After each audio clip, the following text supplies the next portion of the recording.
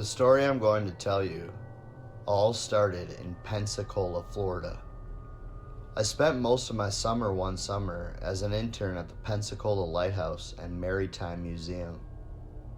I had my own room, which was no bigger than an average-sized dorm room, with an oddly large closet that was long and narrow.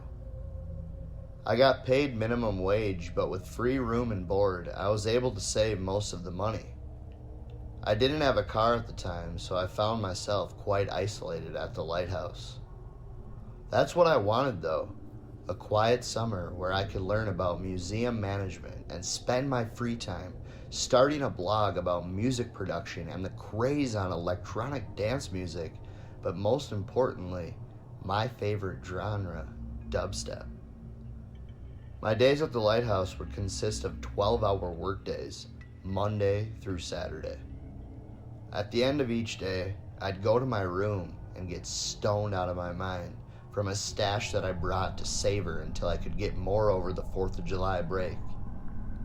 After the first month went by, I started to feel like there was something off about my room and the feeling I got when I was in there. One night I heard a loud bang in the closet. The knob of the door twisted as if someone was behind it. After the door swung open, it looked like a silhouette of a woman was standing in the closet staring at me. I immediately reached for the light that stood on top of my nightstand. As soon as the light covered the entire room, the silhouette was gone. There was no girl in the closet.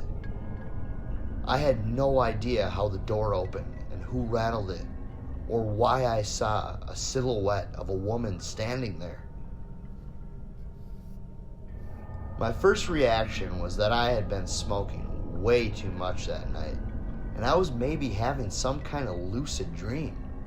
After all, I was thinking about how spooky my room was right before I went to bed, which could have totally triggered my dreams to run rapidly. My room always had a slight, musty smell, but after the closet opened during the night that night, I smelt a foul smell that lingered for a few days after that incident. I thought to myself, was I smelling the odor of dying flesh, decaying off the skeleton of a ghost girl who now haunts my room?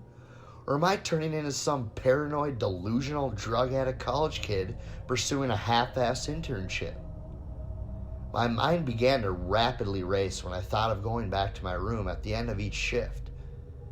I'm pretty sure I saw the girl sitting on the chair in the corner of my room one night as she appeared closer and closer to me each time I saw her, and would be in a different spot of my room every night. Until one night, I felt her ice-cold hands grab my ankle. This is when I knew I was not delusional. I was living in a haunted room. I began to research the lighthouse and immediately found haunted stories about the Pensacola Lighthouse. Since I was from the Midwest going to a school in a completely different part of Florida, I only thought of the lighthouse as a way to have a laid-back summer. I hardly even researched the internship, let alone the history of the building. I read an article that a famous ghost hunting team from the Sci-Fi Channel had officially claimed the place was haunted. I read a blog about a student who stayed in room 24. The student only stayed for 3 weeks because they were terrified of the room. The funniest part about that is I was staying in room 24. I immediately got goosebumps up and down my arms and legs.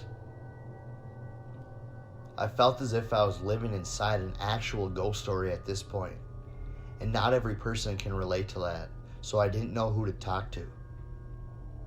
I began to research the room number 24 at the Pensacola Lighthouse. The first headline Google showed me was, "Girl hangs herself in closet, room 24 of Lighthouse." At the time, it was roughly midnight, and I did not want to go to sleep at all after hearing that. I just found out that a girl hung herself in the closet of the room I had been staying in, coincidentally after a girl had grabbed my ankle in the middle of the night, who I'd been seeing repeatedly throughout the nights I was there. I was ready to call my parents to ask if they'd fly me home immediately. But I stayed strong and threw on some happy Netflix show and ended up falling asleep. That night, the girl appeared to me one last time, but this time, her face was right in front of mine. The girl had black rings around her eyes, and her neck was bruised up with a leather belt around it as if it was cut off at the end. She grabbed my throat right as the first peak of sunlight came through the window that morning. After the pressure of her hand around my neck got tighter, she finally let go and disappeared. Needless to say, my flight was booked the next day, and I was on my way back to Minnesota. As soon as I got to my room and unpacked my bags, I talked to my parents about everything that happened. I told them I didn't want to speak about this until I could move past it. I needed time to cope with the horrific trauma I was just put through in the Pensacola Lighthouse. I quit smoking weed and took an indefinite break from psychedelics. Hell, I even quit drinking before the summer at the lighthouse, so I was totally clean at this point. Everything seemed to be going good, and my mind was truly starting to clear up. On one of the last nights of summer, just before I went back to Florida for my last year of school, I found an old, worn-out leather journal with an engraved stamp that read, Pensacola Lighthouse and Maritime Museum. I opened the journal to find demonic pictures and words scribbled all over the pages in a different language. The very last page had the only English words in the entire journal, and they read, Ghost Cult Meets in Room 24. I dropped the book in the trash can in the corner of the room, took the trash bag outside, and walked it into the garage where the outside trash bin was kept. Where did the book come from? What was this ghost cult, and what did they do in room 24? Was this girl in my room related to this at all? These questions I hoped I would never find the answer to.